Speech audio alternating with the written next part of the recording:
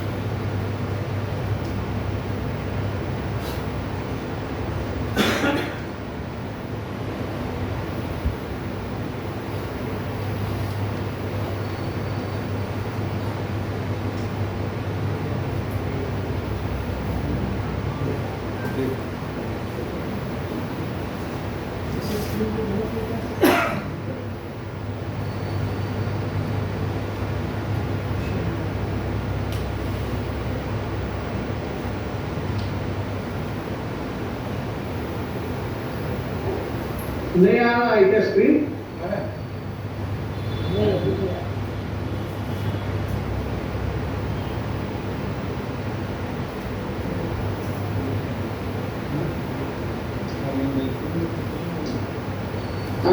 Virus से screen आ नहीं रहा है। मैं आपको सॉफ्ट कॉपी भेजता हूँ। सर सॉफ्ट कॉपी मेरे पास है तो मैं करता हूँ।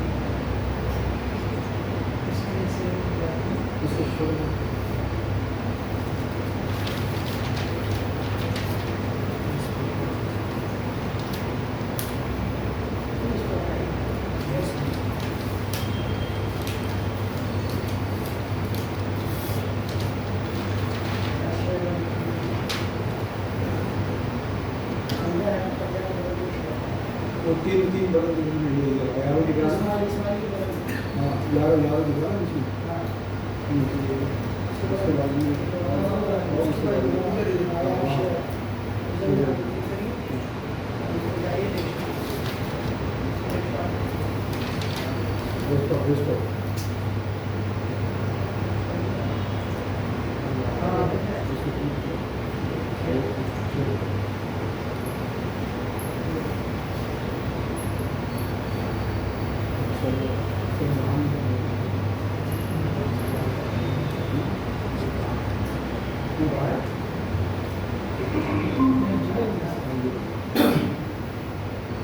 सर शेयर कर दिया है, स्क्रीन शेयर कर दी हाँ, है। मेरी बात सुनाई दे रही है ना वहां पे सर? जी सर, आपकी आवाज आ रही है। हाँ, तो इसका जो निर्माण की प्रक्रिया है उसके बारे में मैं आपको बता रहा था। और जैसे कि एक मराठी भाषी विद्वान होने के बावजूद भी हिंदी का एक अध्यापक होने के नाते इस संस्करण को अद्यतन करने में मुझे भी उन विद्वानों का सानिध्य प्राप्त हुआ और उनके साथ बैठकर इस संस्करण को अद्यतन करने का कोशिश हमने किया। जैसे मैं आपको थोड़ी देर पहले बता रहा था कि अब तक के तीनों संस्करणों में जो कुछ कमियां रह गई थी, उन कमियों को दूर करने की कोशिश जो है वह इस संस्करण के माध्यम से हमने की है। कोई भी हिंदी का शिक्षक यदि है तो उस हिंदी के शिक्षक के लिए यह मानक वर्तनी की पुस्तिका संविधान के बराबर है। जैसे हमारे देश का सारा कारोबार संविधान के तहत चलता है, संविधान में उल्लिखित नियम और उपनियमों से चलता है, वैसे ही हमारे हिंदी का जो लेखन कार्य है, हिंदी का जो मानकीकरण है, उसके लिए भी ये हिंदी मानक वर्तनी की पुस्तिका जो है वह एक संविधान के बराबर होती है।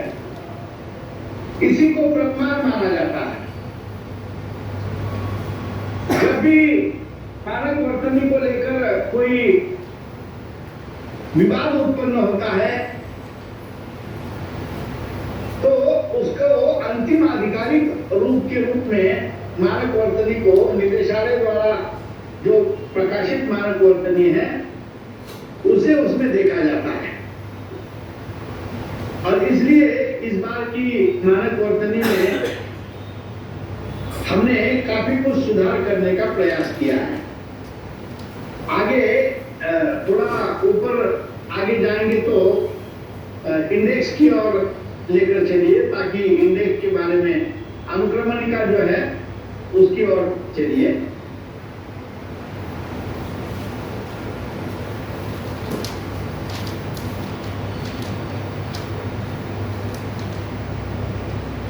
तो इसमें वो नहीं हो रहा है, एक एक बार वापस वही आ रहा है। आप खाली पुस्तक को लिए, सॉफ्ट कॉपी आपके पास नहीं है क्या? ये केवल पुस्तक है, मुखपृष्ठ है इसका। ये किताब लिखी ना, सॉफ्ट कॉपी आपके पास नहीं है क्या? मैं सॉफ्ट कॉपी भेजता हूँ ना। देखने से इन लोगों को और सुविधा होगी।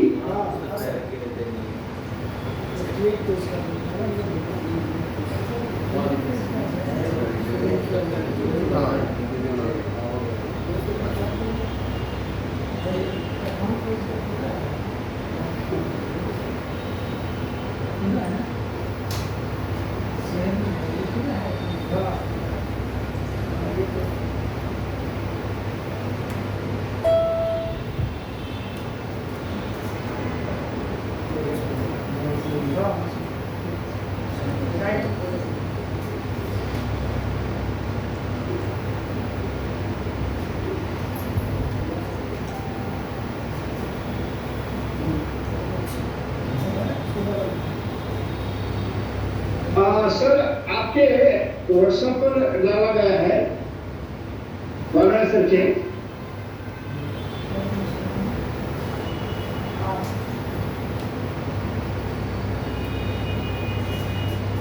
उसी को आप डिस्प्ले कर सकते हैं।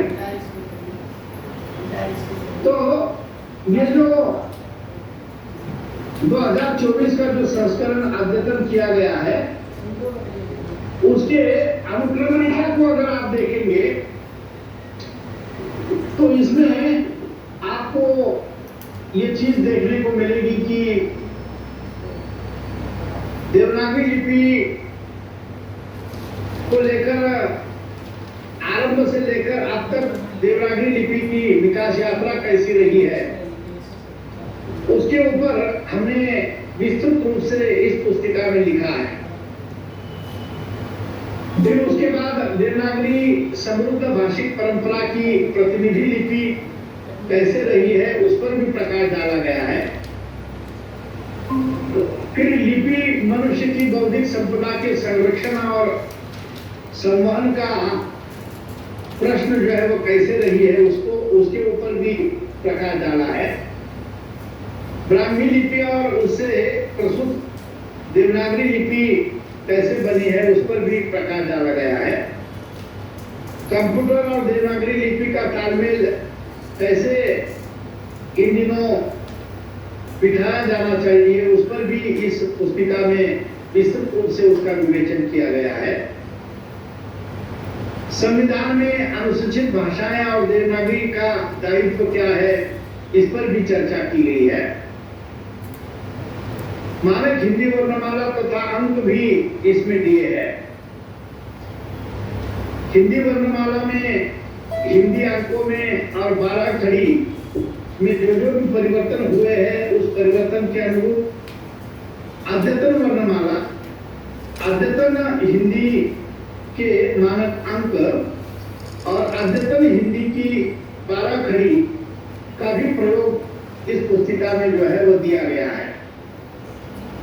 उसके बाद इसके पहले जो संस्करण छपते थे उसमें परिवर्धित देवनागरी लिपि के जो चिन्ह होते थे उसको हम अलग से देते थे या एक 4-5 पृष्ठ की एक अलग पुस्तिका उसमें प्रकाशित करते थे। लेकिन इस बार हमने परिवर्धित देवनागरी लिपि चिन्हों को भी इसी पुस्तिका में उसका समावेश किया गया है और इस पुस्तिका में ही उसको दिया गया है। इसके बाद हिंदी वर्णमाला की जो लेखन विधि है, हमारी जो भारत सरकार की मान्यता प्राप्त जो आर्काइव संस्था है उसने जिसको प्रमाणित किया है, जिसने उसको बनाया है, उस संस्था के अनुरूप हमारे वर्णमाला लेखन की विधि कैसे होनी चाहिए, खासतौर से जब हम किसी विदेशी विद्यार्थियों को हिंदी वर्णमाला सिखाते हैं या किसी हिंदीतर भाषी प्रदेश के छात्रों को जब हम हिंदी वर्णमाला सिखाते हैं या फिर किसी पूर्वोत्तर के राज्य में पढ़ने वाला व्यक्ति कि जो हिंदी के बारे में बिल्कुल जीरो होता है, शून्य ज्ञान उसको होता है और शून्य से उसका आरंभ करना होता है, तो उसके लिए ये वर्णमाला लेखन की विधि कैसे होनी चाहिए, साइंटिफिक दृष्टि से, वैज्ञानिक दृष्टि से, उस पर भी इस पुस्तिका में बहुत ही सटीकता से इसकी जानकारी जो है वो दी गई है। तकनीकी आरेखन पर भी और अक्षरांतरण का भी उल्लेख इस पुस्तिका में आपको देखने को मिलेगा। और मानकीकरण के संदर्भ में जो नियम अब तक बनाए गए थे और जिन नियमों में थोड़ा बहुत विरोधाभास हमको दिखाई देता था, चाहे वो संयुक्त वर्ण को लेकर हो, परसर्ग को लेकर हो, संयुक्त क्रियापद को लेकर हो, योजक चिन्ह को लेकर हो, अवयव को लेकर हो, अनुस्वार और बिंदु का प्रयोग कैसे किया जाए, इसका भी विस्तृत विवेचन इसमें किया गया है। प्रायः हम देखते हैं कि हिंदीतर भाषी प्रदेश के छात्र या विद्यार्थी जब हिंदी में लेखन करते हैं तो ये अनुस्वार और चंद्र बिंदु में बहुत गड़बड़ियां करते हैं।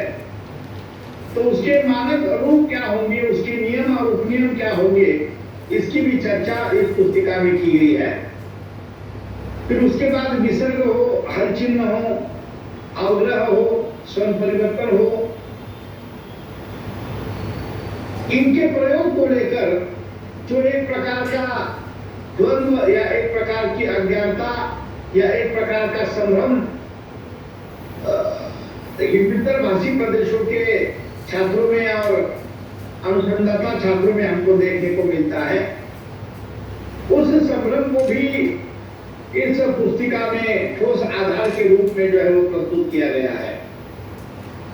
इसके अलावा ए और औ का प्रयोग कब और कैसे स्थिति में, कौन सी स्थिति में करना चाहिए, पूर्वकालिक कृदंत प्रत्यय कर का प्रयोग कैसे करना चाहिए, वाला ये जो प्रलय है उसको हम कैसे विश्लेषण और विवेचित करें, श्रुतिमूलक य और व का प्रयोग हम कौन सी स्थिति में करें, उसके नियम और उपनियम क्या है, इसकी भी चर्चा इस पुस्तिका में बहुत विस्तार से आपको की हुई देखने को मिलेगी।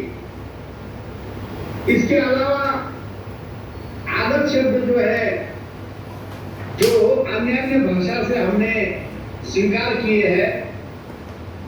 प्राय आप सब लोगों को पता है कि शब्दों के जो मूलभूत 4 प्रकार हम मानते हैं, तत्सम, तद्भव, देशज और विदेशी। तो अन्य विदेशी भाषाओं से जो शब्द हिंदी में आए हैं उनके प्रारूप को लेकर भी यहाँ चर्चा की गई है। अन्य नियम भी इस पुस्तिका में उल्लेखित है। हिंदी के संख्यावाचक शब्दों की एकरूपता भी यहाँ दर्शाई गई है, क्योंकि जब हम हिंदी को संख्यात्मक दृष्टि से लिखते हैं तो बहुत बार हमारे वर्तनी में अशुद्धियां होती है। 49 को कैसे लिखा जाए, 89 को कैसे लिखा जाए, 37 को कैसे लिखा जाए, इस बात को लेकर जो अलग अलग मत प्रवाह आपको देखने को मिलते हैं। तो इस पुस्तिका में जो दिया गया है वो अंतिम रूप, मानक रूप के रूप में आपके सम्मुख रखा जा रहा है। इसके अलावा संख्यावाचक शब्द हो, क्रम सूचक संख्याएं हो, भिन्न सूचक संख्याएं हो, या समय के लिए भी हम कैसे प्रयोग करते रहे हैं। अनुच्छेद विभाजन में सूचक वर्णों तथा अंकों का प्रयोग हम कैसे करते हैं। इन सारी बातों का जिक्र जो है वह इस परिवर्धित और संशोधित देवनागरी लिपि और मानक वर्तनीकरण की पुस्तिका में आपके सम्मुख रखा गया है। निदेशक जो कि इस पूरे समिति की अध्यक्षता करता है, उसी की देखरेख में ये सारा कार्य संपन्न होता है। इसलिए निदेशक का आमुख भी उसमें किया जाता है और आमुख में हमने ये बात स्पष्ट करने की कोशिश की है कि अब तक कितनी बार इसके संस्करण निकले हैं और अन्य संस्करणों की तुलना में इस संस्करण की क्या विशेषता रही है। आपने सबने देखा होगा कि निदेशालय शिक्षा मंत्रालय भारत सरकार के अंतर्गत काम करने वाली एक सरकारी संस्था है और इसको हमने इसकी स्थापना जो है वो सरकार ने सन 1960 में की है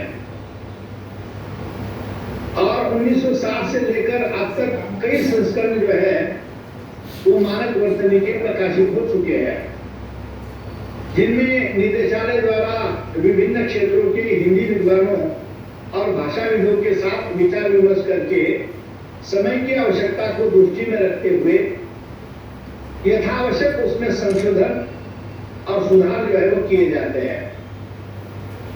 प्रत्येक संस्करण में निदेशालय का ये प्रयास रहा है कि देवनागरी लिपि और हिंदी के मानकीकरण को अधिकाधिक शुद्ध, स्पष्ट, वैज्ञानिक और परिष्कृत रूप में हिंदी प्रेमी अध्यापकों के सम्मुख प्रस्तुत किया जाए और इसलिए इस संस्करण को भी प्रकाशित करते समय हमारे मन में यही भाव रहा है कि यह संस्करण अधिकाधिक शुद्ध, मानक और वैज्ञानिक और परिष्कृत रूप में आप लोगों के सम्मुख जो है वो रखा जाए। जैसे कि मैंने थोड़ी देर पहले आपको कहा था कि संविधान के अनुच्छेद 351 के तहत 1960 में इसकी स्थापना हुई और इसकी स्थापना का मूल उद्देश्य जो है वो हिंदी के प्रचार और प्रसार के साथ साथ निदेशालय को हिंदी वर्तनी के मानकीकरण का अधिदेश भी सौंपा गया। अधिदेश को हम मैंडेट कहते हैं अंग्रेजी में। इन दिनों हमारे शिक्षकों को हो या छात्रों को हो, मानक हिंदी शब्द उतना जल्दी समझ में नहीं आता जितना कि प्रचलित हमारा अंग्रेजी शब्द समझ में आता है। तो ये जो अधिदेश मिला है उसी अधिदेश के तहत निदेशालय जो है वो समय समय पर लोग जो मांग करते हैं उसके आधार पर इस पुस्तिका में संशोधन करता रहा है और यही कारण है कि देवनागरी लिपि तथा हिंदी मानक वर्तनी को लेकर अब तक निदेशालय द्वारा जो भी नियम निर्धारित किए गए हैं वो भाषा प्रयोक्ता द्वारा उन्हें सहर्ष स्वीकृति अब तक मिलती रही है।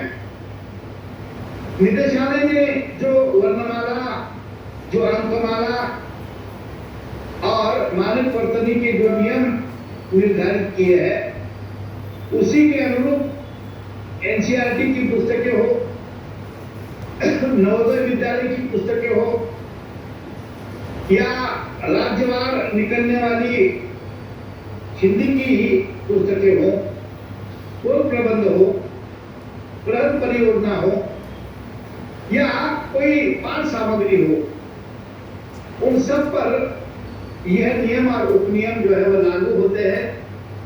और लागू होते हैं मतलब इन नियमों और उपनियमों को केंद्र में रखकर ही लोग अपना मानक वर्तनी का रूप जो है वो सुनिश्चित करते हैं। और इसलिए बहुत बड़े मात्रा में, जैसे कि मैंने आरंभ में कहा कि संविधान के बराबर इसको हिंदी प्रेमी विद्वानों के द्वारा आदर दिया जाता है, सम्मान दिया जाता है, उसे प्रामाणिक माना जाता है, मानक माना जाता है। आज हिंदी ने अपने कदम जो है, जिसका प्रारंभ एक बोली भाषा से हुआ था और जिस हिंदी ने अब बोली भाषा से संपर्क भाषा, संपर्क भाषा से राजभाषा, राजभाषा से राष्ट्रभाषा और राष्ट्रभाषा से विश्व भाषा की ओर अपना मार्गक्रमण किया है। आज हिंदी केवल हमारे संपर्क की भाषा के रूप में सीमित नहीं है, तो आज हिंदी सारे विश्व के संपर्क की भाषा के रूप में उभरकर सामने आई है। चाहे वो बाजार हो, चाहे वो प्रौद्योगिकी हो, चाहे वो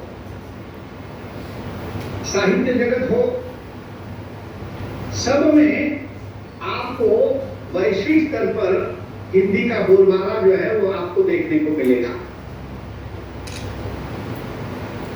और इसीलिए कहा जाता है कि आज हिंदी केवल भारत की संपर्क भाषा ही नहीं बल्कि वैश्विक परिदृश्य में अपनी स्वीकार्यता को और तकनीकी सुदृढ़ता के कारण वह विश्व भाषा बन गई है।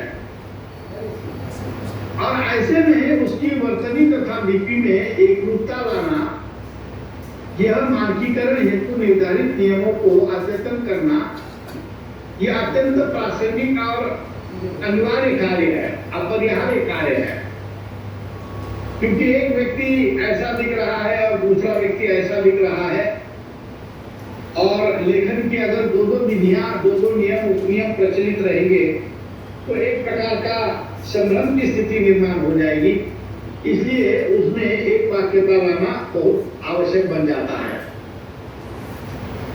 इस संस्करण को अद्यतन करते समय समिति ने वर्तमान संदर्भों और आवश्यकताओं को दृष्टिगत रखते हुए हिंदी वर्तनी और मानकीकरण को सर्वसमावेशी बनाने का प्रयास किया है।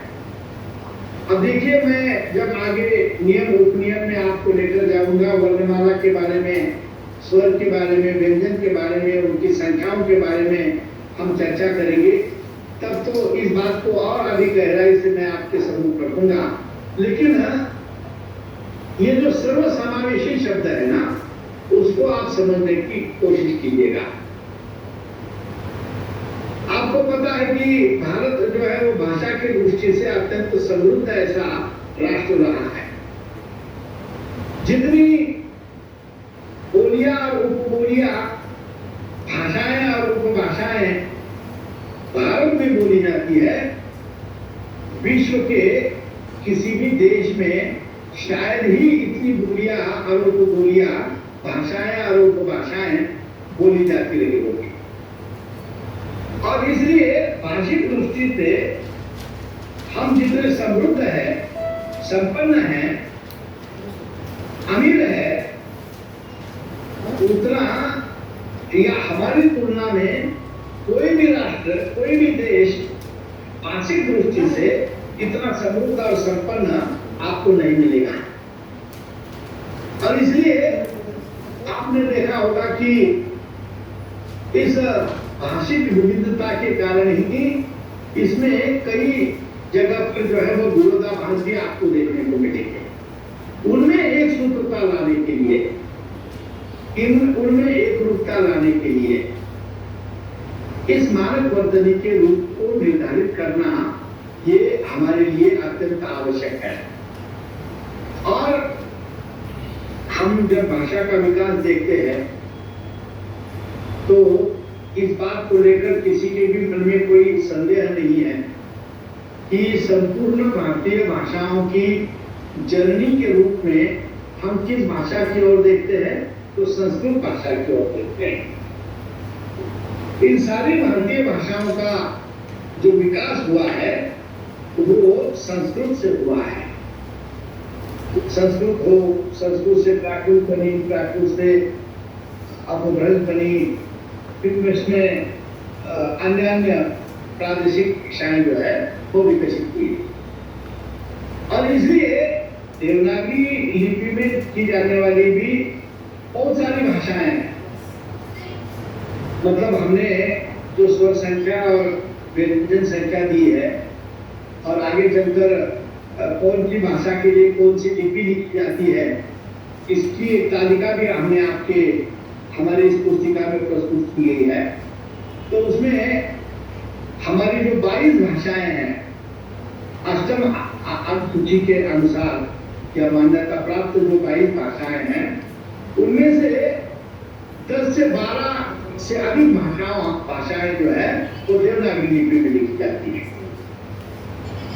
ये तख्ता, ये असल में आपको बाद में दिखाने ही वाला, ये जो आप देख रहे हैं ना कि उसमें कौन सी भाषाएं कौन सी लिपि में लिखी जाती है, उसका एक विवरण आपके सम्मुख रखा गया है कि हिंदी जो है देवनागरी लिपि में लिखी जाती है, संस्कृत देवनागरी में लिपि में लिखी जाती है, कोंकणी देवनागरी में लिखी जाती है। लेकिन इन दिनों कुछ लोग अब कोंकणी को थोड़ा रोमन लिपि में भी लिखने का एक प्रचलन शुरू हो गया है। लेकिन आज भी कोंकणी भाषा की आधिकारिक लिपि के रूप में देवनागरी का ही उल्लेख हमको देखने को मिलता है। डोगरी है वो भी देवनागरी में लिखी जाती है, नेपाली देवनागरी में लिखी जाती है, बोडो जो भाषा है वो भी देवनागरी में लिखी जाती है। मराठी का तो हम और आप सब जानते ही है। मैथिली भी हमको देवनागरी में भी लिखी जाती है और ये जो दूसरी लिपि है तिरहुता उसमें भी लिखी जाती है। संथाली भी दोनों लिपि में लिखी जाती है, देवनागरी में भी लिखी जाती है और उनकी अपनी एक लिपि है जिसको हम ओलाचिकी कहते हैं, उसमें भी लिखी जाती है। गुजराती की लिपि गुजराती है लेकिन वो देवनागरी से कितनी मिलती जुलती है ये भी आप अनुभव करेंगे कि कई सारे शब्द जो है वो देवनागरी के ही वर्ण जो है उसमें आपको देखने को मिलेंगे। कश्मीरी जो है वो अरबी फारसी में लिखी जाती है, सिंधी भी देवनागरी में लिखी जाती है और अरबी फारसी में भी लिखी जाती है। तो इनमें आप ये जो तालिका देखेंगे तो उसमें अधिकतम जितनी भाषा देवनागरी में जितनी भाषाएं लिखी जाती है उतनी अन्य किसी भी लिपि में जो है वो भाषा का प्रयोग हमको नहीं देखने को मिलता है। और इसलिए देवनागरी लिपि को सर्वसामान्य बनाना ये इस संस्करण को प्रकाशित करते समय हमारे लिए एक बहुत ही चुनौती से भरा कार्य था, क्योंकि उसकी स्वीकार्यता जो है तो सभी जगह पर होना नितांत आवश्यक था। अब हमने वो प्रयास कैसे किया, क्या क्या नए नए बदलाव किए, इसकी ओर भी हम आगे बढ़ते हैं समय सीमा को ध्यान में रखते हुए।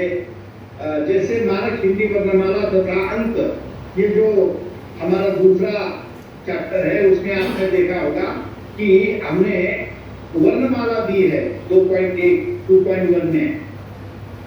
देखिए, अब तक हम क्या करते थे कि कुल 11 स्वर जो है वो देते थे, और आ ई ई उ ऊ रू ए ओ और औ, और जो अनुस्वार और विसर्ग है उसको हम चिन्हों के माध्यम से देते थे। प्रायः जब कोई नया व्यक्ति या हिंदीतर भाषी व्यक्ति उन चिन्हों को देखकर और पढ़कर उसको ये पता नहीं होता था कि इसको अम और आहा कहा जाए, और इसलिए हमने इस बार जो नई तालिका बनानी है स्वर की, उसमें अनुस्वार और विसर्ग कहा है, और अम और आहा ये भी क्या है, हमारे अनुस्वार और विसर्ग है। तो इस तरह से स्वर संख्या में कोई परिवर्तन नहीं हुआ है। पहले जितनी स्वर की संख्या थी, आज भी 11 ही हिंदी के स्वर माने जाते हैं। फर्क केवल इतना हुआ कि अम और आहा को हमने कोष्टक में लाकर उसको चिन्हों के साथ साथ हमने उसको अक्षरों में भी, वर्णों में भी बताया है। यह अलग वर्ण नहीं है, अलग स्वर नहीं है, और इसीलिए मूल स्वर जो है वह 11 ही माने जाते रहे हैं। संस्कृत के लिए प्रयुक्त देवनागरी में रू तथा रू भी सम्मिलित है, किंतु हिंदी में इनका प्रयोग न होने के कारण इन्हें हम हिंदी वर्णमाला में स्थान हमने नहीं दिया है। जब व्यंजन की बात आती है तो व्यंजन में हमने थोड़ा परिवर्तन इस संस्करण में किया है। प्रायः ये प्रश्न जो है वो कई सारी परीक्षाओं में आपको भी पूछा जाता है, आपके छात्रों को भी पूछा जाता है कि व्यंजन की संख्या कितनी है। कोई 33 बताता है, कोई 35 बताता है, कोई 40 बताता है, कोई 45 बताता है। अब ये मानक वर्तनी का जो अद्यतन रूप आपके सम्मुख है, उसमें आपको ये ध्यान में रखना होगा कि कुल व्यंजनों की संख्या जो है वो हमारे 40 ही रही है। उसमें जो क वर्ग के 5, ट वर्ग के 5, ट वर्ग के 5, त वर्ग के 5 और प वर्ग के 5, ये मूल व्यंजन है। इसके अलावा यर लव श है, यर लव है, और अंत में श, श, स और ह है। अब इसके अलावा हिंदी में 4 संयुक्त व्यंजन जो है वो आपको दिखाई देते हैं। बहुत बार आपके बच्चों को बार अलग से ये प्रश्न पूछा जाता है कि इनमें से दंत व्यंजन कौन से हैं, स्पर्श व्यंजन कौन से हैं, औष्ठ व्यंजन कौन से है, हाँ, या संयुक्त व्यंजन कौन से है। तो ये जो क्षत्रिय का त्र, ज्ञ और स्र, ऐसे 4 वर्णों को हम संयुक्त व्यंजन जो है वो कहते हैं। फिर उसके अलावा आपने इसके पहले भी देखा होगा, सुना होगा कि नुक्ते वाला जो ड और ढ है, वो भी हमारी हिंदी का एक प्राण है। हिंदी का जो लालित्य है, हिंदी का जो मेधावीपन है, हिंदी का जो हिंदी में जो बोलने में जो सहजता है, तो ये 2 ध्वनियां, 2 वर्ण जो है वो उच्छिष्ट व्यंजन के रूप में हम मानते हैं। अब आपको अपने छात्रों को भी इस अद्यतन वर्णमाला के बारे में और वर्ण संख्या के बारे में आपको अपडेट करना है। इस नवीकरण के माध्यम से वर्णमाला पर हम जो भी चर्चा करेंगे, मेरी अपेक्षा यह रहेगी कि इस सारी चर्चा को, इस सारी पुस्तिका को आप अपने छात्रों को भी बताएं और उनको भी इस वर्ण संख्या के बारे में और वर्णमाला के बारे में जो है वो अवगत कराएं। तो ये जो 4 व्यंजन है, संयुक्त व्यंजन, उसके अलावा 2 उच्छिष्ट व्यंजन ड और ढ, और अंत में हमने ल जो कि बहुत दिनों से मांग थी, कई सारे दक्षिण की भाषाओं की ये मांग थी, कई सारे लोग उसमें लगे हुए थे, कई लोगों ने राष्ट्रपति तक शिकायत की और कई भाषाविद उसमें लगे हुए थे। लेकिन अब तक हिंदी में ल का प्रयोग न होने के कारण मराठी ल का या दक्षिण में उच्चारित भाषाओं में जो ल होता है वो हिंदी में जाके ल में परिवर्तित हो जाता है। प्राय अनुवाद करते समय या उच्चारण करते समय हमने देखा कि ल को जो है वो हिंदी वर्णमाला में ल मूल रूप से न होने के कारण ल में परिवर्तित हो गया था। और उसके कारण कई सारे अर्थ के अनर्थ होते थे, कई सारे उपनामों को लेकर दिक्कत होती थी और कई सारे आपत्तियां जो है वो उस पर समय समय पर दर्ज होती रही। कई लोगों ने आंदोलन चलाया कि ल का भी समावेश जो है वो मुख्य वर्णमाला में होना चाहिए, लेकिन अब तक शायद स्थितियां अनुकूल नहीं बनी होगी। और मेरे जाने के बाद जब ये बात मेरे ध्यान में आई तो मैंने सारे विद्वानों से विचार विमर्श किया और आग्रह किया, क्योंकि मैं भी मूलतः जिस भाषा से आता हूँ, जिस प्रदेश से आता हूँ, उस मराठी में भी इस ळ ध्वनि का भरपूर उपयोग किया जाता है, बहुत प्रचलित बनी है। इसके अलावा दक्षिण की सारी भाषाएं, तमिल हो, मलयालम हो, तेलुगु हो, कन्नड़ हो, उन सब में इसका प्रयोग होता है। इसके अलावा हमारी गुजराती में होता है, राजस्थानी में जो बोलियां बोली जाती है वहां होता है, पहाड़ी हिंदी में जो दो बोलियां बोली जाती है, कुमायूनी और गढ़वाली, उसमें होता है। और इसलिए हमने इस बार ळ को मुख्य वर्णमाला में स्थान दिया और उसके पीछे तर्क भी दिया। वो तर्क क्या था कि ळ वर्ण का प्रयोग हिंदी की प्रमुख बोलियां तथा हरियाणवी, मारवाड़ी, गढ़वाली, कुमाऊनी के अतिरिक्त देवनागरी का प्रयोग करने वाली मराठी जैसे समृद्ध भाषाओं में भी है।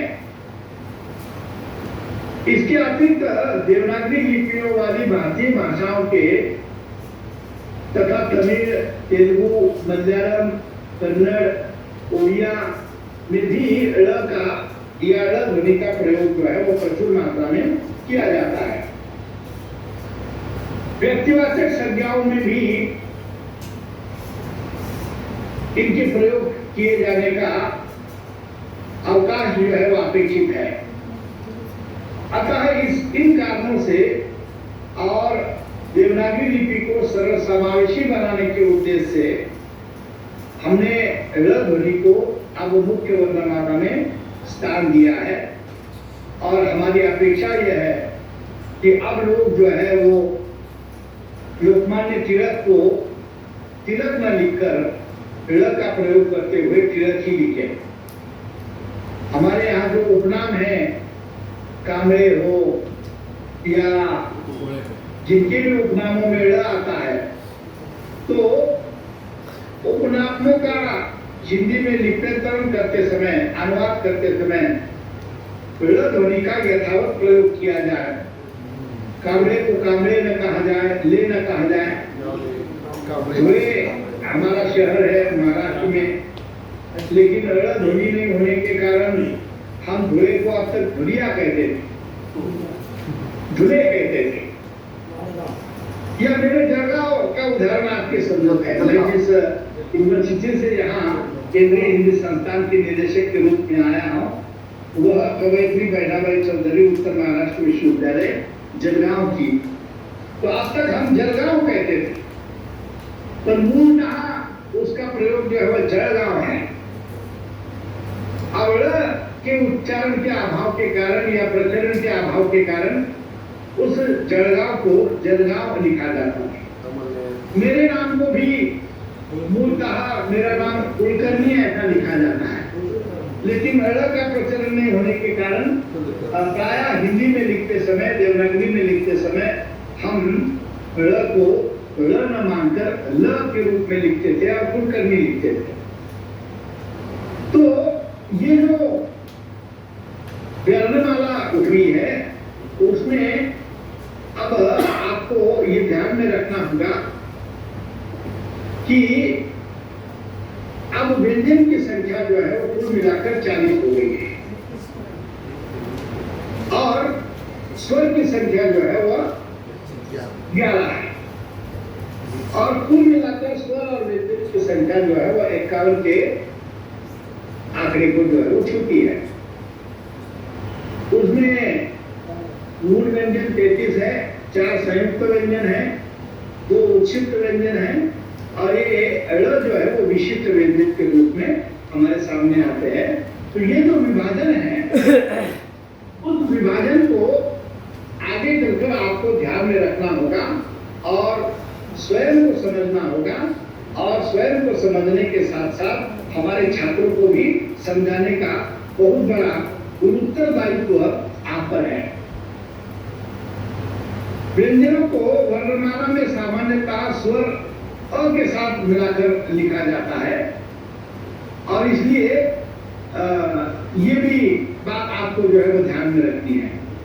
जिस परिवर्तित देवनागरी लिपि की मैं बात कर रहा था, हम उन पर चर्चा करते समय आपने देखा, आप इस तालिका को देखेंगे, थोड़ा आगे करेंगे तो आपको वो तालिका परिवर्तित देवनागरी लिपि की यहाँ ये देखने को मिलेगी कि परिवर्तित देवनागरी में जैसे कश्मीरी है, संथाली है, सिंधी है, बांग्ला है, असमिया है, तमिल और मलयालम है, उर्दू है, तो इनमें कुछ वर्ण जो है वो अतिरिक्त रहे हैं या अलग प्रयोग किए जाते हैं।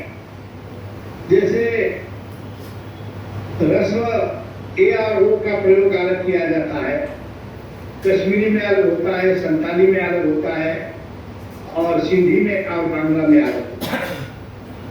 तो परिवर्तित देवनागरी में कौन कौन से लिपि चिन्ह जो है वो प्रयुक्त होते हैं स्वरों में और व्यंजनों में, इसकी भी एक विस्तृत तालिका आपको जो है वो इसमें दी गई है, जिसमें आप व्यंजन संख्या जैसे कश्मीरी है तो कश्मीरी में च के नीचे भी नुक्ता लगाया जाता है, छ के नीचे भी नुक्ता लगाया जाता है, ज के नीचे भी नुक्ता लगाया जाता है। सिंधी में जो है तो थोड़ा एक छोटी रेखा जो है वो खींची जाती है। तमिल में जो है वो ड़ के नीचे भी नुक्ता लगता है, न के नीचे भी नुक्ता लगता है, र के नीचे भी लगता है।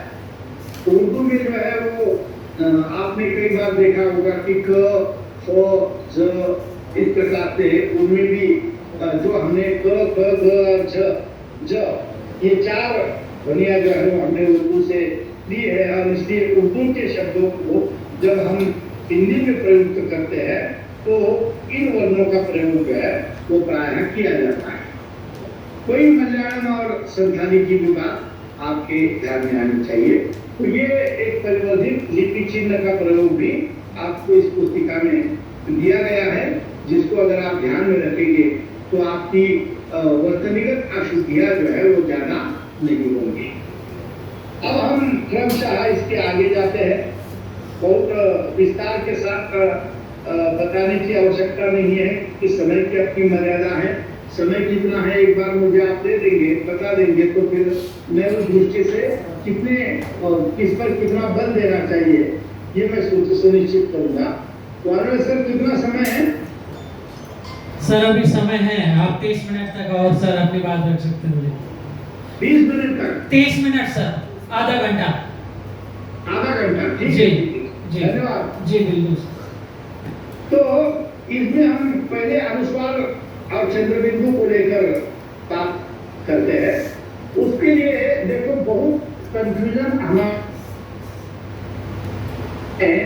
लेखन के समय में होता है, तो इसके ऊपर हमने आगे भी बहुत विस्तृत प्रकाश डाला है।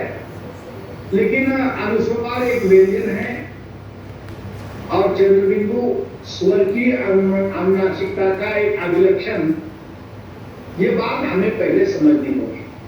दोनों को एक मानने की परंपरा बहुत से छात्रों में देखने को मिलती है, पर दोनों एक नहीं है। बहुत बार प्रयस्त व्यक्ति को लिखते समय लगता है कि क्या फर्क पड़ता है, और इन दिनों जो समाचार पत्रों में हिंदी लिखी जाती है, पत्र पत्रिकाओं में हिंदी लिखी जाती है, या कंप्यूटर पर जो हिंदी लिखी जाती है, तो उसमें आपको ये बात बार बार अनुभव करने को मिलेगी कि जहां चंद्रबिंदु है उसे हटाकर अनुस्वार का प्रयोग किए जाने का प्रचलन बहुत बढ़ गया है, और उसके कारण उसकी जो महत्ता है, उसकी जो उपादेयता है, उसकी जो महत्वपूर्णता है, वो धीरे धीरे समाप्त हो जाती है। और इसलिए हमें देवनागरी लिपि के मानक पद्धति को अध्ययन करते समय हमने ये बात ध्यान में रखी है कि पहले इसके अंतर को कोई भी नवसिखिया जब हिंदी सीखता है तो पहले उसको ये बात स्पष्ट रूप से बताना आवश्यक रहेगी कि ये दोनों एक नहीं है, उनमें सूक्ष्म अंतर है। हिंदी में ये दोनों अर्थभेदक भी है, मतलब इससे अर्थ परिवर्तन भी हो जाता है। अतः हिंदी में अनुस्वार और चंद्रबिंदु दोनों ही प्रचलित रहेंगे। दोनों एक दूसरे के विकल्प नहीं हो सकते, पर्याय नहीं हो सकते। प्राय हम देखते हैं कि हम लोग उसको विकल्प के रूप में प्रयोग में लाते हैं, और जैसे हम लाते हैं वैसे हमारे बच्चे भी लाएंगे, हमारे छात्र भी लाएंगे। तो छात्रों को अगर हम पहले ही स्पष्ट कर दे कि ये दोनों एक नहीं है, दोनों अर्थभेदक है, तो मुझे लगता है कि छात्रों को वर्णमाला पढ़ाते समय हर एक शिक्षक ने यह बात जोर देकर समझाने की आज आवश्यकता है। अब क्या हो गया है, ये कंप्यूटर का जमाना है, टेक्नोलॉजी का जमाना है, मोबाइल का जमाना है, और कुछ चीजें परिश्रम से बचने के लिए गलत पद्धति से अपनाई जाती रही हो, तो एक शिक्षक होने के नाते हमारा ये कर्तव्य है कि हम सही क्या है और गलत क्या है इसकी जानकारी हमारे छात्रों को दें। और इसलिए मुझे लगता है कि इस पूरे प्रशिक्षण शिविर में आप भी अगर इस बात को समझेंगे, खुद समझेंगे, तो आपको अपने छात्रों को समझाने में बड़ी सुविधा होगी, और आप ही वो महत्तर कार्य कर सकते हैं, आप ही वो दायित्व का निर्वहन कर सकते हैं। क्योंकि हमने और आपने देखा कि बच्चे शिक्षक की जितना सुनते हैं उतना और किसी की भी नहीं सुनते हैं। शिक्षक अभी उनको कहेगा कि सूरज जो है वो पश्चिम से उगता है, तो भी वो कहेंगे कि हाँ, और लड़ेंगे झगड़ेंगे। घर जाकर अगर कोई उनको कहेगा कि अरे पागल हो गया क्या, सूरज कभी पश्चिम से उगता है क्या, तो वो बोलेगा कि नहीं, हमारे गुरुजी ने हमको बताया कि सूरज पश्चिम से ही उगता है। मतलब मान्यता क्या है, आधार क्या है कि शिक्षक ने बताया हुआ छात्रों के लिए प्रमाण होता है, मानक होता है। और इसलिए आप अगर उनको बताएंगे कि ये अर्थभेदक है, ये एक नहीं है, तो आपकी बात वो मान जाएंगे। इसी प्रकार विसर्ग का है। विसर्ग पर हमने आगे 3.7 में विस्तृत चर्चा की है। हल चिन्ह का है। अब देखिए, नई जो पीढ़ी है ना, जो खास तौर से अंग्रेजी पढ़कर हमारे पास आ रही है, या जो यूकेजी से जिन पर अंग्रेजी का प्रभाव है, उनके लिए ये चिन्ह भी बहुत दूर है, एक पहली की तरह है। आप ये सारे बीड़ के लोग हैं ना? वीर जी ने तो मैं बीच बीच में मराठी का शब्द प्रयोग कर सकता हूँ। हाँ, तर हे सगळं आपल्या पोरांना कोड्यासारखं वाटतं, कोड्यासारखं, और वो उनसे सुलझता नहीं है। जब भी हमारे छात्र पढ़ लिख कर किसी साक्षात्कार में जाते हैं तब उनको ये पूछा जाता है कि बताओ विसर्जन किसे कहते हैं, हल चिन्ह किसे कहते हैं, अवग्रह किसे कहते हैं, अर्धचिन्ह कैसे दिया जाता है। तो एक विशिष्ट उम्र में तो हम छात्रों को व्याकरण पढ़ाते हैं, लेकिन 12वीं के बाद बीए होने से लेकर एमफिल पीएचडी तक उसका व्याकरण का ठेठ संबंध जो है वो नहीं आता है। और इसलिए इन चिन्हों के बारे में उसको जानकारी देना, उसको अद्यतन करना, ये हमारा और आपका कर्तव्य है। और इसलिए इस मानक वर्तनी की पुस्तिका में इन चिन्हों पर विशेष ध्यान दिया गया है और उनको संकेत रूप में आपके सम्मुख रखा गया है। अब आती है बात अंक की। आपने देखा होगा कि हमने जब 1949 में राजभाषा हिंदी के रूप में संविधान ने हिंदी को मान्यता दी, तब उस मान्यता में ही ऐसा कहा गया है कि राजभाषा, इस देश की राजभाषा हिंदी होगी, उसकी लिपि देवनागरी होगी और अंकों का अंतरराष्ट्रीय रूप जो है वो मान्य रहेगा। क्या? अंकों का अंतरराष्ट्रीय रूप मान्य होगा। और इसलिए आप हिंदी का कोई भी प्रबंध अगर आप पढ़ते हैं, शोध प्रबंध या कोई भी के पढ़ते हैं, तो उसमें अंक जो है वो अंतरराष्ट्रीय मानकों के अनुसार जो है वो दिए जाते हैं। यहाँ हमने दोनों छात्रों को जानकारी के लिए दी है, लेकिन बावजूद उसके जब हम हिंदी में लिखते हैं तो हिंदी में अंक लेखन की विधि जो है वो अलग अलग है। अंतरराष्ट्रीय रूप को तो हमने ऊपर दिया 1 2 3 4 5 6 7 8 9, लेकिन देवनागरी में और हिंदी में, यहाँ तक कि हिंदी और मराठी में भी 1 2 अंक ऐसे हैं कि जो अलग पद्धति से लिखे जाते हैं। 8 हो 9 हो, जो उदाहरण आपके प्रमुख है, 5 हैं। हिंदी में जब हम उसको लिखते हैं तो थोड़ा डंडी दी जाती है नीचे, 9 को भी आप देखेंगे। तो ये दोनों रूप जो है वो प्रचलित है, लेकिन मूलतः इसमें आपने देखा होगा कि अंतरराष्ट्रीय अंकों को ही हम मानक रूप में मानते हैं। और इस प्रकार का भी आप देखते हैं देवनागरी लिखते समय या किसी प्रादेशिक भाषाओं में लिखते समय, तो वो भी गलत नहीं है।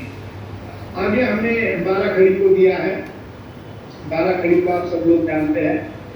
12 खड़ी में अभी हमने केवल ये ड़ को जो है वो अतिरिक्त जोड़ा है, जैसे 12 खड़ी पुरों के प्रमाण ही है, लेकिन ड और ढ वो पहले भी था, लेकिन ड़ को जो है वो इस बार नए सिरे से 12 खड़ी में समावेशित किया गया है, और ला के रूप में। व्यंजनों के साथ रू का प्रयोग का संयोग होने पर शब्दों का निर्माण इस तरह से होता है, जैसे कृपा हो, गृह हो, घृणा हो, तृप्ति हो, पृष्ठ हो, मृत हो, कंगार हो, स्तुति हो। तो 12 खड़ी में पंचम वर्ण जो है प ख ग घ न ट ठ ड ढ न प प ब भ म, तो ये जो पंचम वर्ण है वो ड और नहीं रखे गए हैं। इनका प्रयोग केवल संयुक्त अक्षर के रूप में ही प्रायः होता हुआ हमें देखने को मिलता है। तो ये बात भी आपको इस मानक तरीके अध्ययन के बारे में समझनी होगी।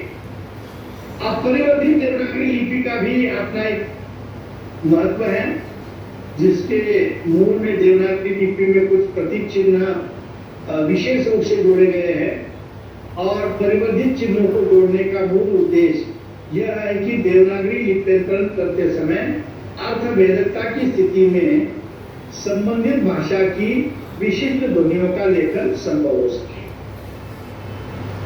देवनागरी लिपि को भारतीय भाषाओं के लिप्यंतरण का एक सशक्त माध्यम बनाने के लिए यह अपेक्षित है और देवनागरी में अन्य भाषाओं की ध्वनियों के सूचक प्रतीक चिन्हों का विकास किया जाए, यह उसके पीछे का भाव है। अतः विभिन्न भाषाओं के भाषा विशेषज्ञों के साथ विचार विमर्श करने के बाद परिवर्धित देवनागरी का विकास जो है वो किया गया है, जिसमें दक्षिण भारत की भाषाओं के साथ साथ कश्मीरी, बांग्ला, मराठी, उड़िया तथा असमिया भाषाओं के विशिष्ट स्वरों और व्यंजनों के साथ साथ सिंधी और उर्दू की विशिष्ट ध्वनियों ने लिप्यंतरण के लिए देवनागरी में अपेक्षित परिवर्तन किया गया है।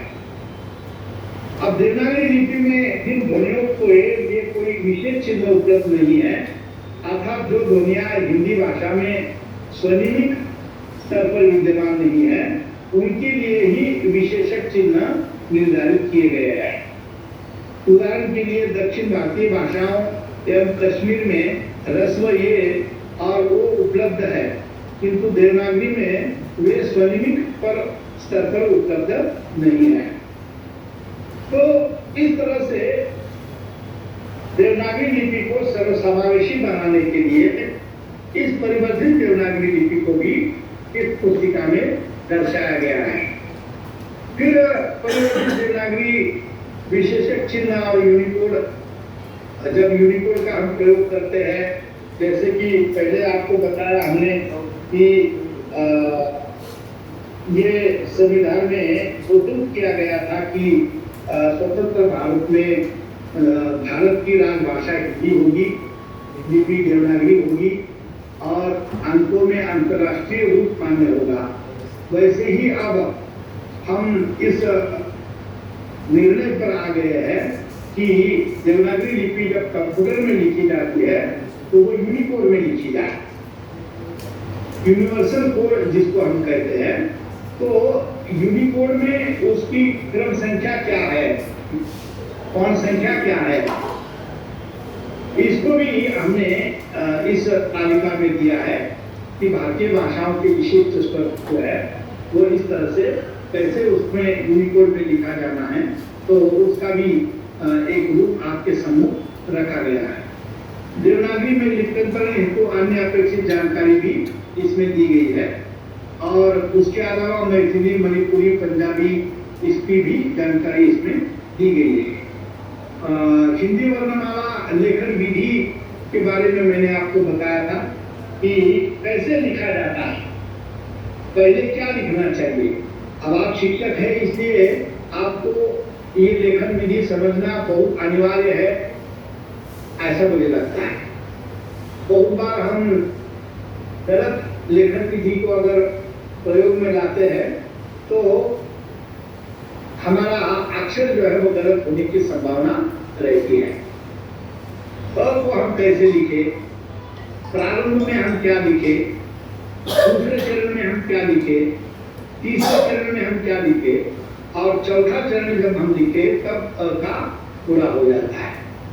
तो ये इस पर बहुत चर्चा की आवश्यकता नहीं है, मुझे ऐसा लगता है कि देखकर भी आप इसको जो है वो पता आपको चल जाएगा। ये पूरी जो वर्णमाला है वो हमने यहाँ दी है। पहले की पुस्तिकाओं में अ आपको नहीं देखने को मिलेगा। अब जो परिवर्धित पुस्तक आई है, सुधारित संस्करण जो आया है, उसमें हमने ळ को भी, ळ की भी लेखन की विधि क्या रहेगी इसको भी हमने दर्शाने की और बताने की आपको कोशिश की है। उसके बाद तकनीकी आलेखन पर अक्षरांकन कैसे किया जाता है इसकी बारे में कुछ बताया गया है। कार्य परिधि भी उसकी क्या होती है उसके बारे में बताया गया है। सामान्य आधार उसके क्या होते हैं इसके बारे में बताया गया है।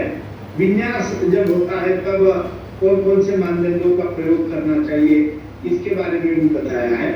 कागजों के आकार के अनुसार विन्यासों में मानक वृद्धि से उत्पन्न अक्षरों की ऊंचाई कैसे की जाती है इसके बारे में भी बताया है। और नमूने के तौर पर कुछ अक्षर भी जो है वो आपको यहाँ अक्षरांकन करने के लिए नमूना भी आपके समूह जो है वो रखा गया है। तो ये तकनीकी पक्ष है, इस पर बहुत ज्यादा चर्चा करने की आवश्यकता मुझे नहीं है। ये जो आरेखन जिसका उल्लेख मैंने आपको किया था कि हमारी जो एक आर्काइव संस्था है और उसके द्वारा ये बनाया गया है, अत्यंत मानक इसको माना जाता है। तो ये एक प्रारंभिक पृष्ठभूमि आपको मैंने बताई। अब हिंदी वर्तनी के मानकीकरण को लेकर जो थोड़े बहुत नियम हमने बनाए हैं उसको भी अगर आप समझ लेंगे तो मुझे लगता है कि एक ही तासिका में जितना भी हमने अनुक्रमणिका में दिया है वो सबका सब बताना तो संभव नहीं है, लेकिन जैसे कि आपने बताया कि मेरे हिस्से में जितना भी समय आपने दिया है उस समय सीमा के भीतर मैं आपको आधिकारिक बातों को लेकर बताने की मैं कोशिश कर रहा हूँ। जैसे कि एक खड़ी पाई वाले व्यंजन को लेकर हम बात करेंगे तो खड़ी पाई वाले व्यंजनों के संयुक्त रूप परंपरागत तरीके से खड़ी पाई को हटाकर ही बनाया जाए, ऐसा एक नियम हमने बनाया है ना।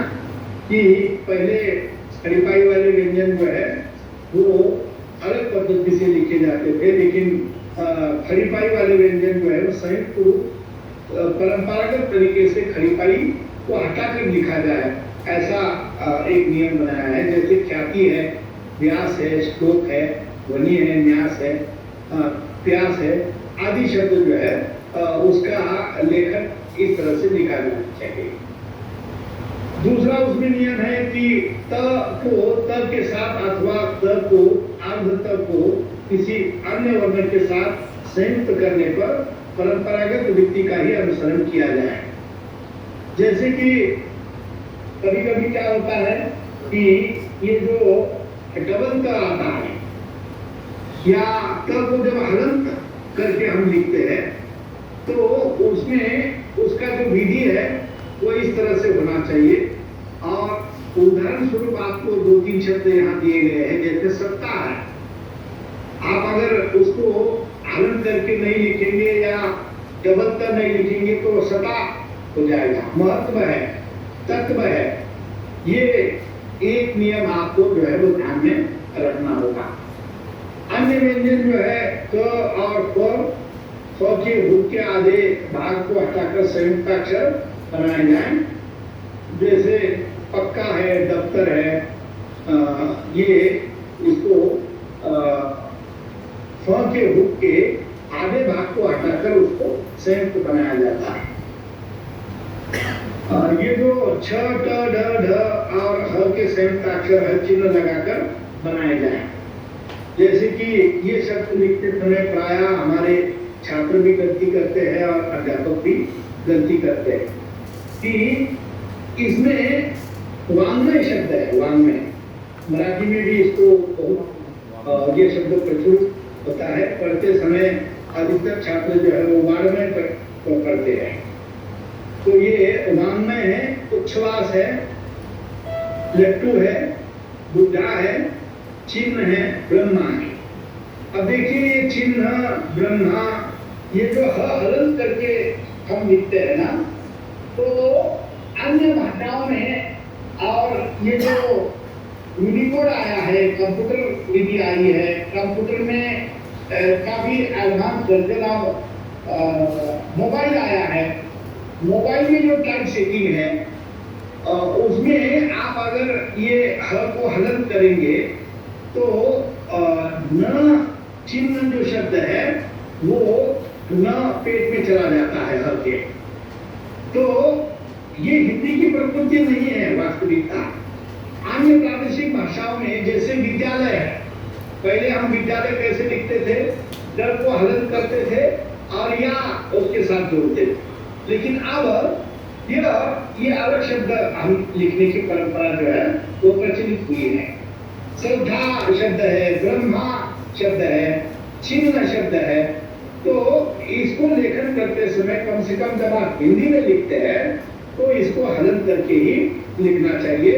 ऐसा एक नियम हमने बनाया है और वो अगर आप ध्यान में रखेंगे तो आपके लेखन में वर्तनीगत अशुद्धियां जो है वो कम से कम आपको देखने को मिलेगी।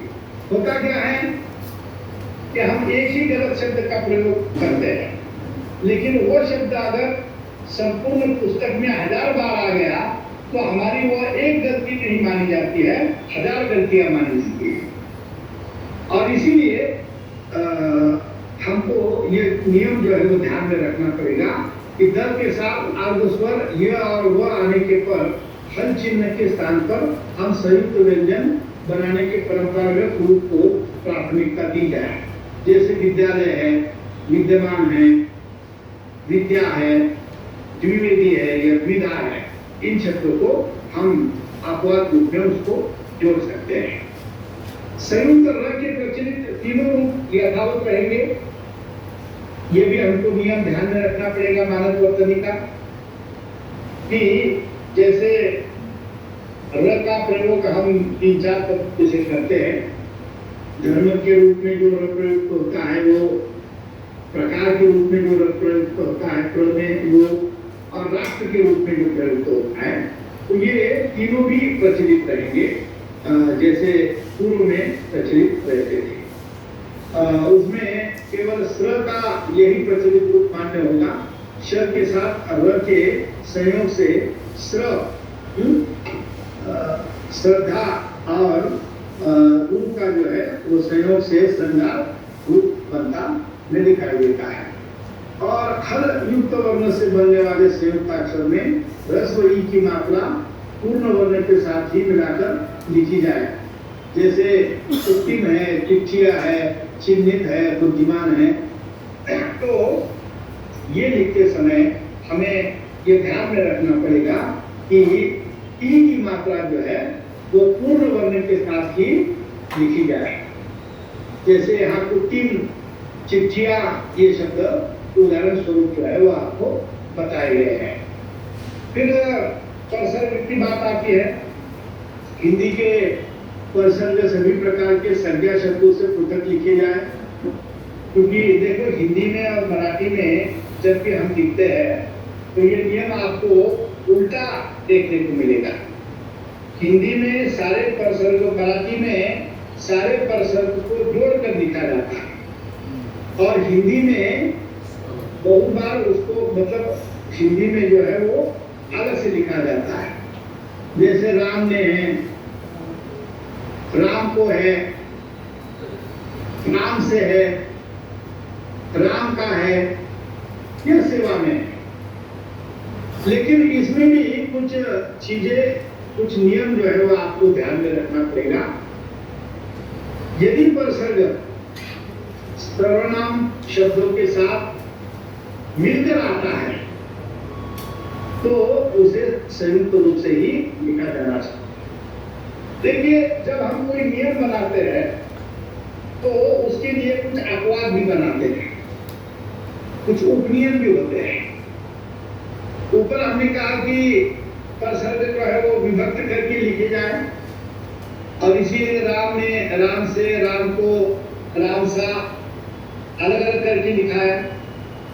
लेकिन परसर्ग यदि सर्वनाम शब्दों के साथ मिलकर आता है तो उसे संयुक्त लिखा जाए, ऐसा हमारा नियम है। और वो नियम हम और आप में से बहुत से लोग जो है वो ध्यान में नहीं रखते। और इसलिए होता क्या है कि तूने, आपने, तुमसे, उसने, ये शब्द भी जहां परसर्ग लगा हुआ है वो भी हम क्या करते हैं, विभक्त करके लिख देते हैं, और वहां हमारा अशुद्ध लेखन जो है वो उजागर होता है।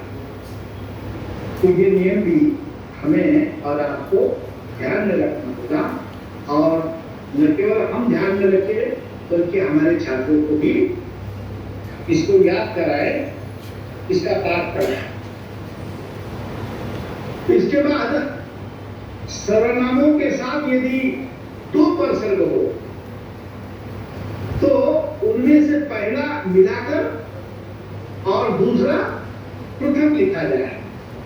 देखिए ये नियम हम क्या करते हैं, आधा पूरा लेकर चलते हैं। एक ही नियम हम ध्यान में रखते हैं, क्या कि उपसर्ग को विभक्त करके लिखा जाए, और उसी नियम को हम सर्वत्र प्रयोग में लाते हैं। लेकिन ये जो नीचे उपसर्ग के उपयोग करते समय जो नीचे दो नियम दिए गए हैं ना, उस नियम की भी जानकारी आपको होनी चाहिए। पहले नियम में हमने बताया कि सर्वनाम से यदि उपसर्ग जुड़कर आता है तो उसको पृथक नहीं लिखा जाना चाहिए। अब दूसरा नियम क्या कहता है कि सर्वनाम और उपसर्ग के बीच, मतलब सर्वनामों के साथ यदि दो उपसर्ग आते हैं, एक उपसर्ग की बात नहीं हो रही है, क्या हो रही है कि यदि सर्वनाम के साथ दो उपसर्ग आते हैं तो उसमें से एक जुड़कर लिखा जाए और दूसरा पृथक करके लिखा जाए।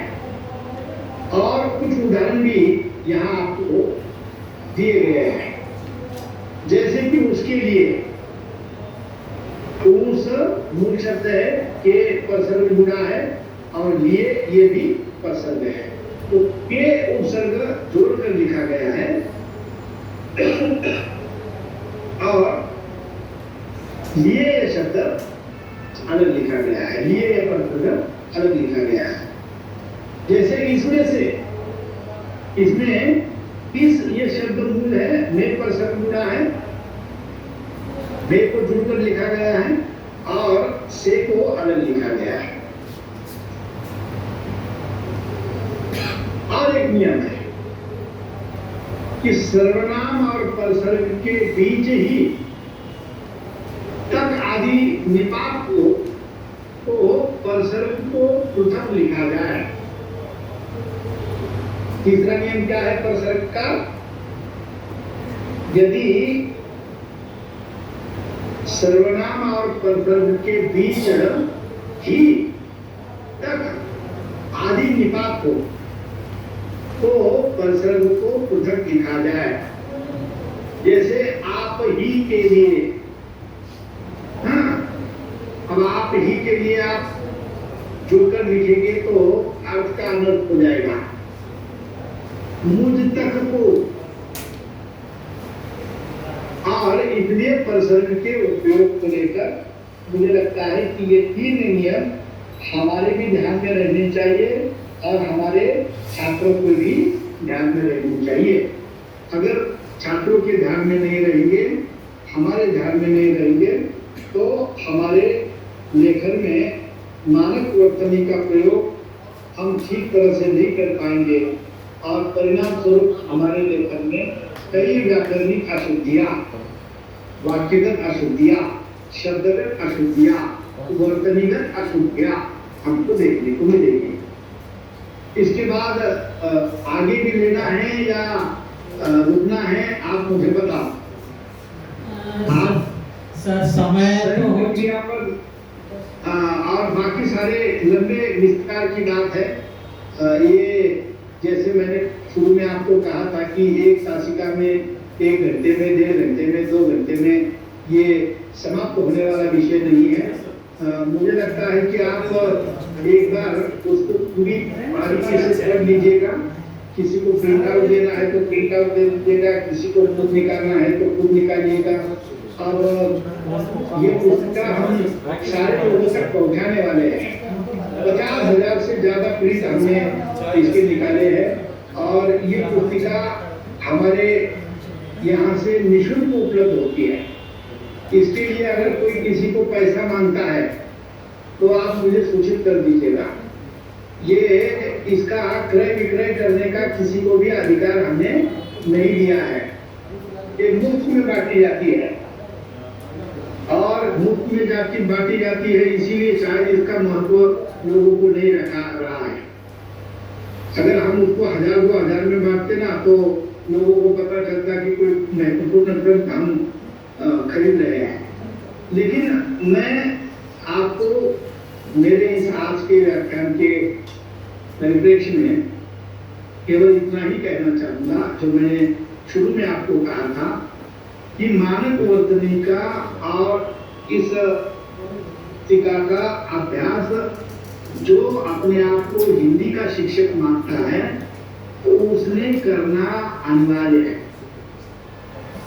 और हमारे कार्यभार को चलाने में, राजकाज को चलाने में जो महत्व संविधान का है वही हमारे हिंदी वालों के लिए ये देवनागरी लिपि की पुस्तिका भी किसी संविधान से कम नहीं है, या उस प्रकार का भाव हमारे मन में जागना चाहिए।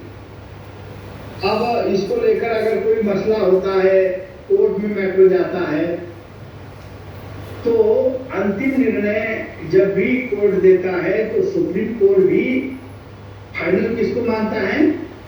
केंद्रीय हिंदी निदेशालय ने जो मानक वर्तनी को पब्लिश किया है उसी को अंतिम मानता है। और इसलिए मुझे लगता है कि आप एक बार पूरी पुस्तिका को बारीकी से पढ़िए और उसमें और उसको पढ़ने के बाद भी अगर आपके मन में कुछ शंकाएं हैं तो ऐसा ही एक दिन और हम बैठेंगे और आपके साथ हम चर्चा करेंगे, और फिर एक आध लेक्चर लेने की आवश्यकता पड़े तो मैं लूंगा। लेकिन मैं चाहता हूं कि इसके बारे में पूरी तरह की स्पष्टता हमारे शिक्षकों को अगर आएगी तो आप अपने शिक्षक जीवन के कार्यकाल में कितनी पीढ़ियां आप पढ़ाएंगे, उन पीढ़ियों की तक भी ये बात पहुंचाने में हमें सुविधा होगी। तो मुझे लगता है कि अब मैं अधिक बोलने के बदले अगर वर्तनी को लेकर आपके कुछ प्रश्न हैं, इसको लेकर आप कुछ चर्चा करना चाहते हैं तो हम एक 5 मिनट चर्चा करेंगे और फिर हम आज के इस विषय को समाप्त करेंगे। बहुत बहुत आभार, धन्यवाद सर। आपने देवनागरी लिपि या हिंदी के मानकीकरण के ऊपर विस्तार से चर्चा की। आपने अपने व्यस्ततम समय के बावजूद भी समय निकालकर हमारे इस प्रतिभागी शिक्षकगण हैं उनके जो बीच आकर के अपना उद्बोधन दिया, आभार सर। कई प्रतिभागी हैं जो इस संबंध में चर्चा करना चाहते हैं, बातचीत भी करना चाहते हैं और अभी भी कह रहे थे कि सर को कंटिन्यू कीजिए, 12 बजे तक कंटिन्यू मिलेगा। सर की अपनी व्यस्तताएं हैं। एक बार फिर सर ने हमें आश्वस्त किया है कि हम आपके बीच जरूर आएंगे। मैं आप सभी की तरफ से सर का धन्यवाद ज्ञापित करता हूँ। सर कुछ प्रतिभागियों की जिज्ञासाएं हैं, मैं उनको माइक सौंप रहा हूँ जी। अपना नाम बताइए। श्रीमान सुनील कुलकर्णी सर जी नमस्ते। मेरा नाम शेख मोहम्मद मजीद, मैं बीड़ से आया हूँ। आज आपने देवनागरी लिपि, आवाज आ रही है मेरी सर? हाँ आ रही है।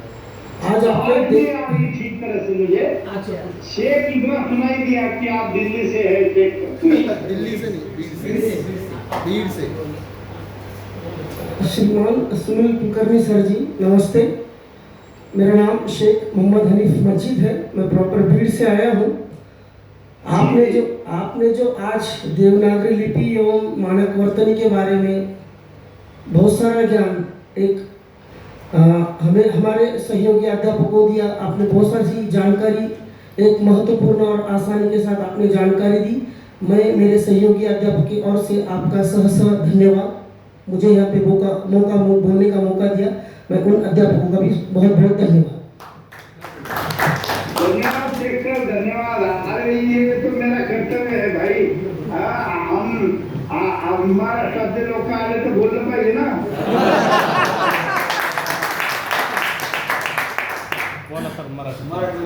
नमस्ते जी, मेरा नाम लहू चौहान, मैं बीड़ जिले से हूँ। आज जो बीड़ मध्ये गेवराई तालुका सर, पाचेगाव। तुम्ही आमचं गाव शहरातली माणसं. वा वा वा वा, खूप आनंद झाला सर आपल्याला ऐकून इतक्या लांबून ऑनलाईन. वा, वा, वा. गेवराई म्हणजे आमचे सगळे लोक बाजार करायला गेवराईला येतात. हो हो सर, गेवराईचा बुधवारचा बाजार असतो, खूप मोठा भरतोय. तुमचं गाव कोणते सर? माझं देश गाव. हाँ हाँ ओके ओके मेरी समस्या हाँ सर आणि याच्यामध्ये असते. हाँ पाचोड आणि शहागडच्या मध्ये. हा हा पाचवड जामखेड रोड ढगला असं. बर पाचवड 10-12 किलोमीटर वाटते पाचवड गावापासून. वाह वाह वाह, खूप छान आनंद वाटला सर खूप. मेरा सवाल ये था सर, आज जो नई बातें यहाँ पर सीखने को मिली हैं वो हमारे लिए तो बहुत ही अच्छे हैं, हमें नया ज्ञान यहाँ पर मिला है. लेकिन महाराष्ट्र में जो हिंदी हम छात्रों को पढ़ाते हैं वहाँ उस किताबों में जो नियम हैं, जो एससीईआरटी ने किताबें लिखी हैं उनमें यह बातें नहीं हैं. यदि हम नई बातें अपने छात्रों को बताएं तो क्या इम्तिहान में जो भी एग्जामिनर हैं या जो भी लोग उसको परीक्षण करते हैं वो ये बातें सही मानेंगे या नहीं मानेंगे, ये सवाल है. और उनको सही मानना ही पड़ेगा, ये मैंडेटरी है सबके लिए. और उसमें कोई अगर किसी भी प्रकार की कोई शंकाएं कोई उपस्थित करता है तो आप मुझसे कभी भी बात कर सकते हैं.